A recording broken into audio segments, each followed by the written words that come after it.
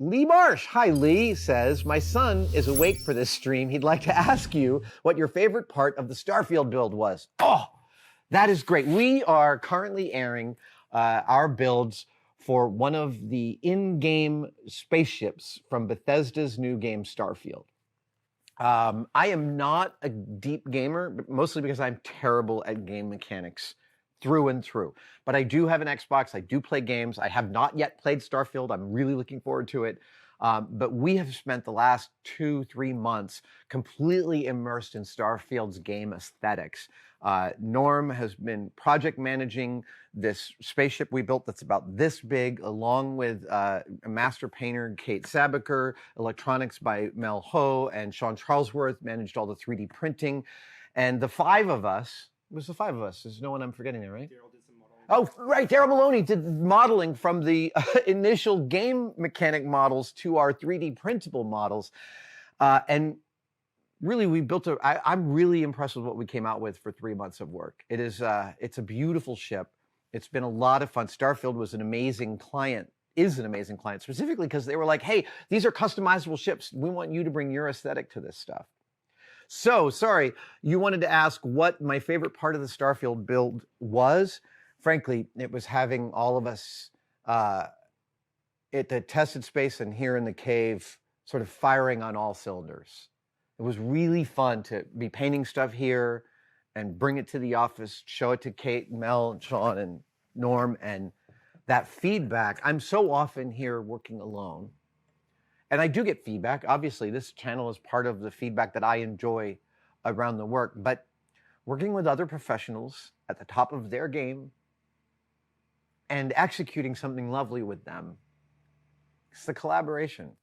That was really, really fun. It's really exciting to finish a paint job, show it to a painter you respect, and have them go, oh, that looks great. And then you look at their work and you're like, oh, that looks great. Like, it's never not fun.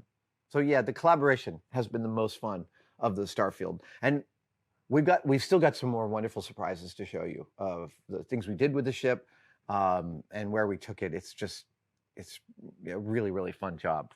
And also the videos that we're putting up, they're sponsored by Bethesda. They don't feel like it. They really feel just like natural, organic output of our channel, which is the most ideal kind of synergistic thing. I really like that. Thank you for that excellent question. Heckenstein asks a lovely supervision question. When working on a project with others, how do you decide what you do versus others, especially if you know you might be better suited for a task but need to allow the others to step in for the sake of the project? That is the challenge of supervision. If you are working on a team you're also managing, it is the challenge. And the reality of supervision is that you're frequently going to have to give away the best stuff that you want to do to other people because you're supervising and you don't often have time. That is the genuine reality. I can't tell you how many, there were just, how many times I've had to give away my favorite part of a build to somebody else because it was not realistic for me to execute it while supervising the job. How do you know? It's about resource allocation. It's about it's literally about like counting up person days that you have used, that you are going to use, comparing them to your budget, looking at what you've still got to spend, and then being realistic about what you can do versus what you think you can get your other folks to do. You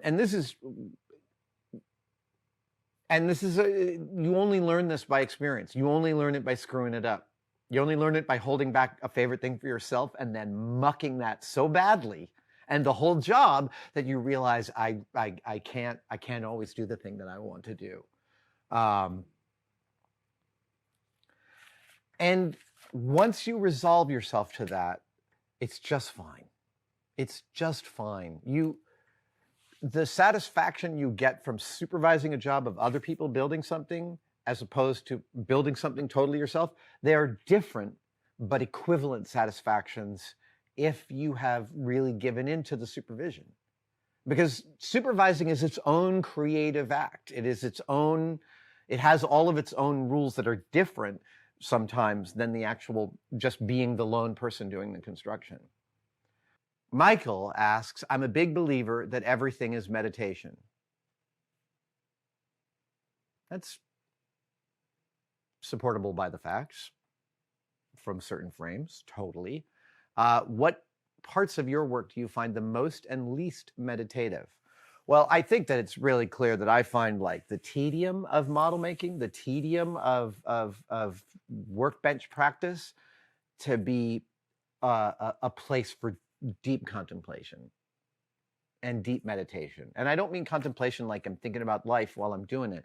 I mean like all the other things are shutting out and I'm concentrating only on this thing.